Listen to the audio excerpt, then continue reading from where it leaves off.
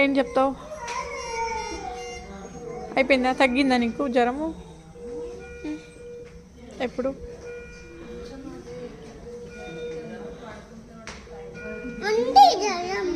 ఇంటికి వెళ్దామా? నువ్వు కూర్చో కూర్చో కూర్చో, కూర్చొని చూడాలి,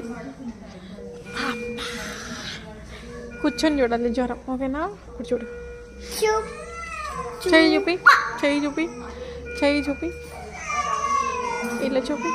నొప్పి వస్తుందా నీకు? ఏమైంది నీకు?